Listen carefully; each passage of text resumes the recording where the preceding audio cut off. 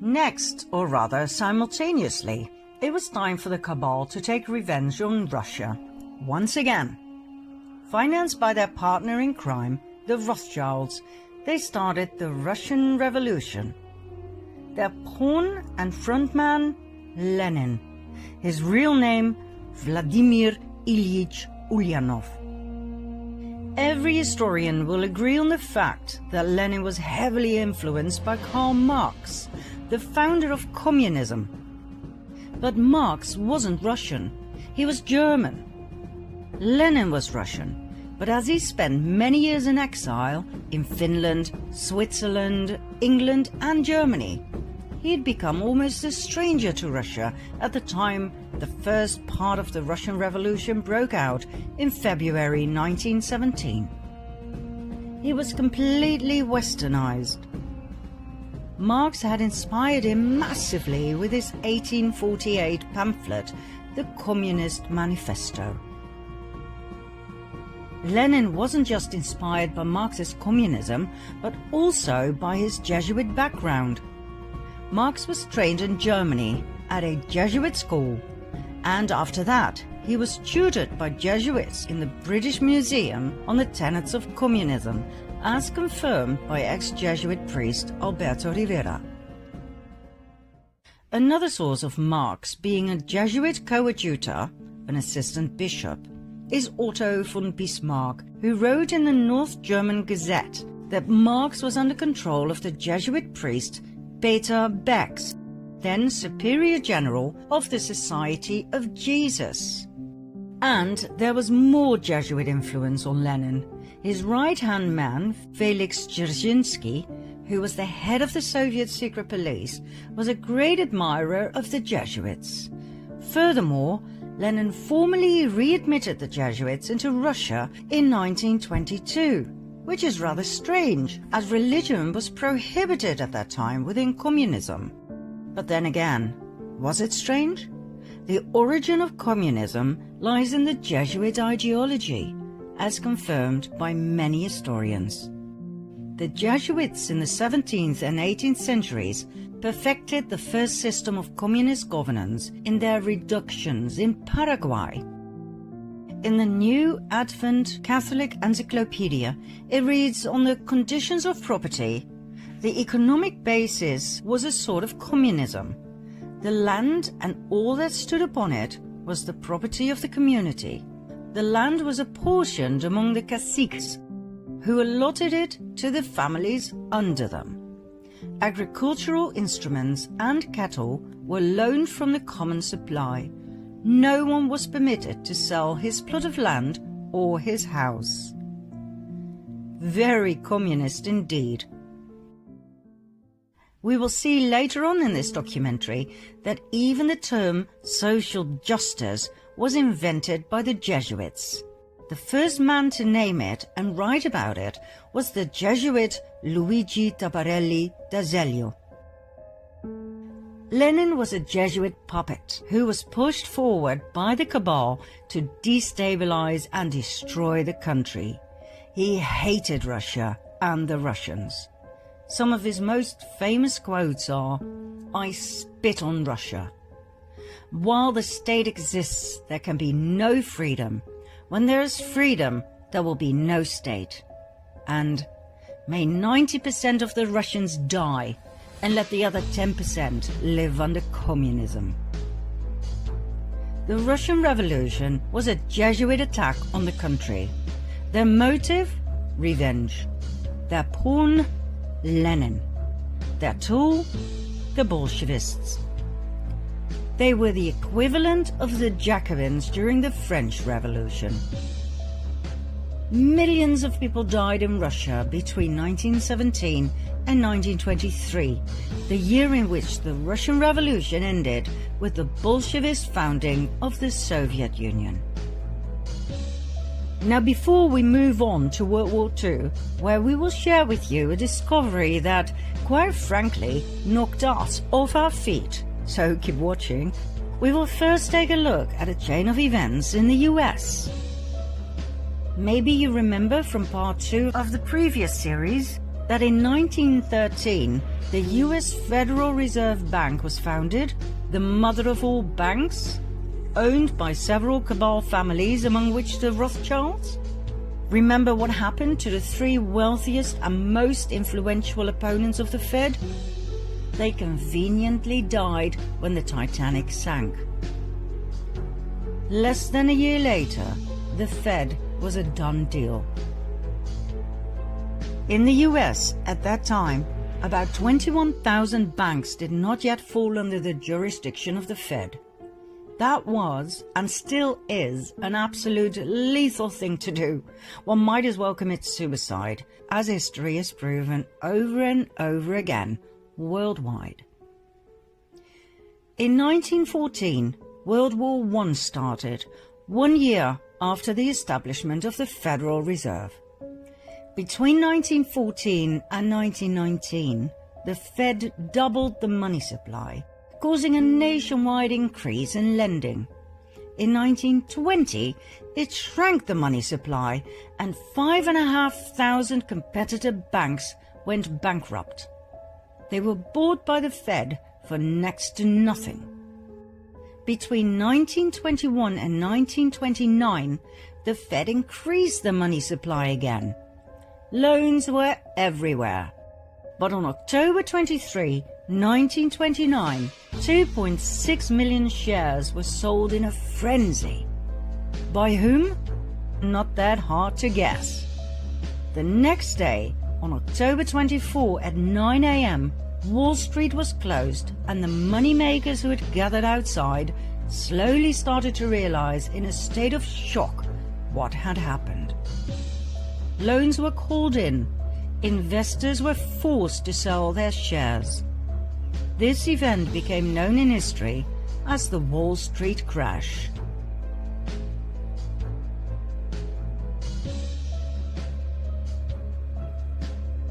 The Wall Street crash brought the rest of the world on its knees too. 16,000 competitive non-Fed banks went bankrupt. They too were bought for next to nothing. It was called the greatest robbery in history.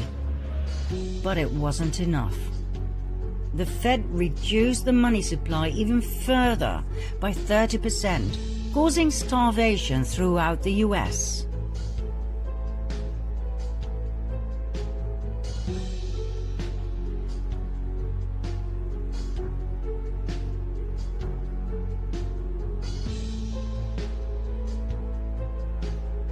The Rothschilds had done what they had successfully been doing since the French Revolution, manipulating the stock market at the expense of the people to further increase their wealth and power. Congressman McFadden was so horrified he began impeachment proceedings against the bankers who owned the Federal Reserve. Like I said, he might as well have committed suicide straight away. He was poisoned at a banquet, and the impeachment was abandoned. One simply does not get in the way of the Khazarian cabal. 4 years after the Wall Street crash in 1933, on the pretext of getting out of the Depression, the banks persuaded the government to carry out a national gold seizure on penalty of imprisonment for 10 years. That's right. Under pressure of the Fed, President Roosevelt signed Executive Order 6102 to make the impoverished American people give up their gold. They had nothing left. With the gold standard gone, the cabal had no more limitations on how they could manipulate the money supply. This meant absolute dominance. On top of everything else, income tax was created in 1913 to cover the huge amounts of money the government was paying the Federal Reserve. Like we said in part 2 of the previous series, income tax is illegal. We were just never told. One of the dire consequences of the Wall Street crash was that the Fed called in all international loans. The country that was the worst affected was Germany. After World War I, the country had to pay reparations to the victims, for which it desperately needed the loans, as well as for rebuilding the country and the economy. When the Fed called in their loans, the German economy collapsed. The country dived into a deep depression. That same winter, about 2 million people were unemployed. Less than 3 years later, that number had tripled, meaning a staggering unemployment rate of 40%. The government's expenses to support these people went through the roof. The Chancellor cancelled unemployment support in a desperate move, which made things even worse. More chancellors came and went. Nobody knew what to do with this mess. People were losing faith in democracy, music to the ears of the cabal, and sought help from extreme left, the communists, or extreme right, the Nazis. In January 1933, Hitler became Chancellor of Germany. Although he had a majority of seats in parliament, he did not have the absolute power he desired. Conveniently, only 4 weeks later, the Reichstag, home of the German parliament in Berlin, was set on fire, allegedly by communists. Hitler used the event to persuade President Hindenburg to pass an emergency act restricting personal liberty. The act abolished freedom of speech, assembly, privacy, and the press. It abolished the right to own property and the right to trial before imprisonment. It legalized phone tapping and interception of correspondence. The decree was used as the legal basis for the imprisonment of anyone considered to be opponents of the Nazis. People could be imprisoned for any or no reason. That night, around 4,000 people were arrested, imprisoned, and tortured by the SA. Hitler was now able to imprison communist leaders, so his main opponent during the elections, the Communist Party, fell apart. Hitler's SA intimidated the rest of the opposition, after which he pushed through the Enabling Act that enabled him to make laws without the parliament's consent for the next 4 years. This gave Hitler absolute power. He then banned all political parties. Only the Nazi Party was allowed to exist. The final obstruction to absolute dictatorship was dealt with on June 30, 1934, called the Night of the Long Knives, when 400 SA members who were making demands were slaughtered by Hitler's SS. 1.5 months later, Hitler was in absolute control of Germany. He had become the Führer, meaning he was president, chancellor, and head of the army. Members of the armed forces had to swear a personal oath of allegiance, not to Germany, but to Hitler, which is so Jesuit. Remember the oath of absolute subservience and obedience to the Supreme General? Who was Hitler, really? Hitler came from an interesting family. His mother was Clara Pölzel. His father was Alois Hitler. Alois's mother is where things get really interesting. Her name was Maria Anna Schiggelgruber. She was a simple peasant girl from a village called Strons near Dollersheim. At the age of 42, still being single, she gave birth to Alois. At the time she conceived, September 1846, Maria lived in Vienna, where she worked as a servant for none other than Anselm Salomon von Rothschild. As soon as the family discovered her pregnancy, she was sent back home, where Alois was born. Maria refused to tell who the father was. It must have been someone with power, for she kept it a secret for the rest of her life, and the father did not feel the need to marry her. When Alois was 5 years of age, Maria married Johann Georg Hitler. Even though many researchers believe he must have been Alois's biological father, he never acknowledged the boy as his own. It wasn't until Alois was 40 years old when he suddenly changed his surname from Schickelgruber to Hitler. Why wait so long if he was truly Hitler's son? That doesn't make sense at all. Alois married Clara Pölsel. It was his third marriage. They had 6 children, 4 of which died at a very young age. The only 2 surviving children were Adolf and his sister Paula.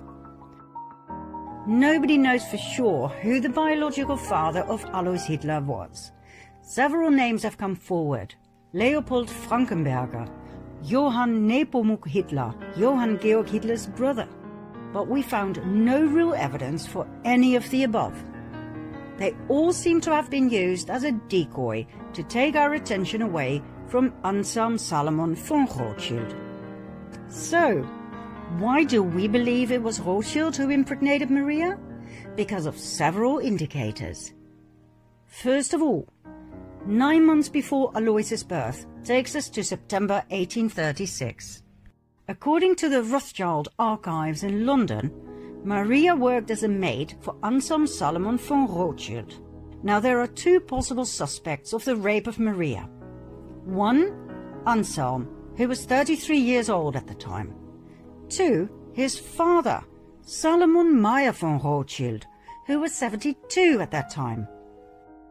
Now the Rothschild archives contain handwritten correspondence between the son, Anselm, and the London Rothschild Bank, which proves he was in Vienna at the time of the conceived pregnancy. His father, on the other hand, was in Paris. That narrows it down, don't you think? Secondly, in 1876, when Alois was 40 years old, he suddenly inherited a large sum of money. From whom? There wasn't any money in the family. Anselm Salomon von Rothschild died a year and a half prior, the time needed to pass an estate through the probate court. It was the same time Alois suddenly changed his name to Hitler, remember? Was that just a coincidence, or was it a demand by the Rothschilds in order to receive the inheritance, so that he would not be traced back to the Rothschild bloodline? Now please bear in mind that officially the Rothschilds were Jewish. They were the Babylonian Khazars who converted to the Jewish faith under pressure of the Russian king. Call them fake Jews if you like, but to the outside world, Adolf Hitler's father was half Jewish. If this ever came to light, it would be one hell of a scandal. And so, all traces of the Führer Adolf Hitler leading to the Rothschilds had to be erased. In 1921, the Munich Post intercepted a pamphlet that circulated among the early members of Hitler's Nazi party, the NSDAP. The pamphlet's title was Adolf Hitler, Traitor. It dealt with the alleged Jewish blood in Hitler's veins. It accused Hitler of fronting for Jewish finances and for acting like a Jew himself. The Munich Post decided to publish the pamphlet. On the very day that Hitler became Chancellor, the Munich Post was ransacked and its editors and writers were sent off to concentration camps, where they were never heard from again. The Austrian Chancellor Dollfuss investigated Hitler's family origins on 2 occasions. The first investigation, published in 1932, determined that Hitler's father was illegitimate, born to a 42-year-old unmarried woman and an unknown father. The second investigation determined that Hitler's mother was employed as a domestic servant in the residence of Baron Rothschild of Vienna. Shortly after, Hitler ordered the assassination of Dollfuss in 1934.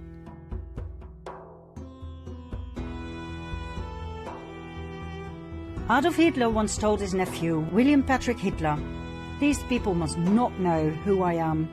You must not know where I come from and which family I'm from." In an effort to erase any evidence that would lead Hitler back to the Rothschilds, not only were people murdered, but the entire village of Dollersheim, where Hitler's grandmother had come from, was completely destroyed on Hitler's orders.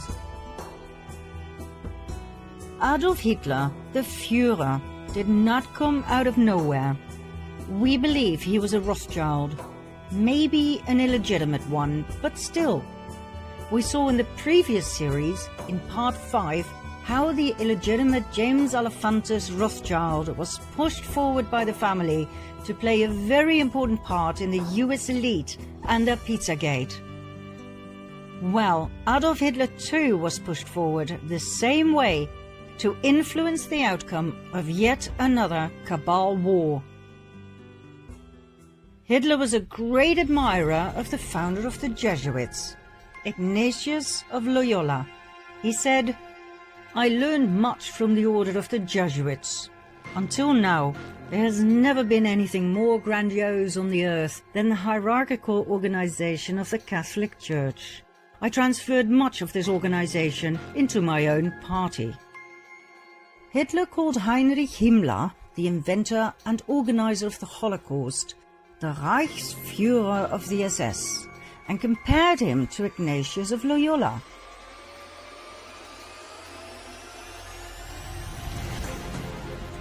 The SS organization has been constituted by Himmler according to the principles of the Jesuit order. The regulations and the spiritual exercises prescribed by Ignatius of Loyola were the model Himmler tried to copy exactly. Himmler's title as Supreme Chief of the SS was to be the equivalent to the Jesuit general, and the whole structure and direction was a close imitation of the Catholic Church's hierarchical order. Absolute obedience was the supreme rule. Every order had to be executed without comment. Hitler presented himself as the solution to all problems.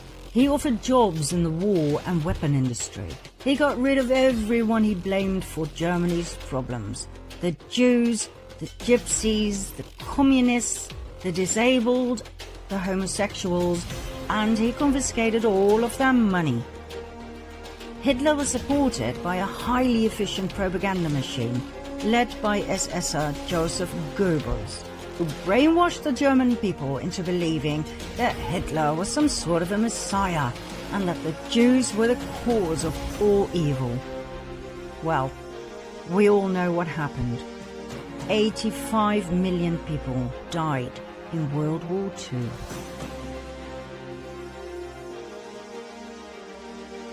But the cabal wasn't done just yet.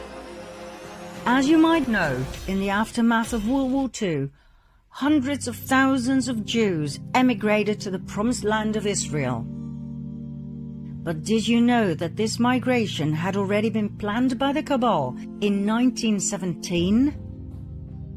22 years before World War II even started, Palestine was given away, literally, by Arthur James Balfour, Foreign Secretary of the United Kingdom, on behalf of the British government. As if nothing more but a chess piece, a country with inhabitants was given away to, guess who? Lord Lionel Walter Rothschild. But wait a minute, 1917? The First World War hadn't even ended yet. So how on earth could they be talking about a home for the Jews? The Jewish genocide hadn't even started yet. We're talking about the Balfour Declaration, signed by Balfour himself on the 2nd of November 1917. Dear Lord Rothschild, I have much pleasure in conveying to you, on behalf of His Majesty's government, the following declaration of sympathy with Jewish Zionist aspirations, which has been submitted to and approved by the Cabinet. His Majesty's government view with favour the establishment in Palestine of a national home for the Jewish people, and will use their best endeavours to facilitate the achievement of this object, it being clearly understood that nothing shall be done which may prejudice the civil and religious rights of existing non-Jewish communities in Palestine, or the rights and political status enjoyed by Jews in any other country. I should be grateful if you would bring this declaration to the knowledge of the Zionist Federation. Arthur James Balfour. Neither the Jews nor the Palestinians knew about this. It was yet another brilliant move of nothing but chess pieces by the Cabal. What was presented as a benign action in favor of the Jews was, once again, a divide and conquer strategy. It could only end in yet another war, this time between Jews and Palestinians.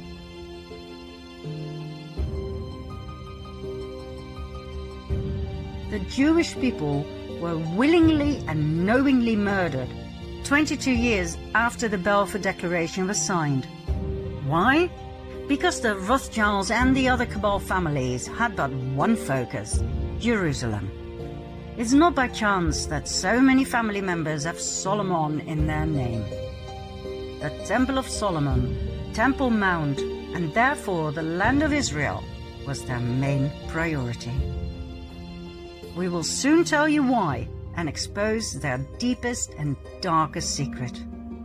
For now, millions of Jewish people were sacrificed in order to get there. There were many more wars to follow, like the Vietnam War, the Cold War. All were instigated and financed on both sides by the Cabal.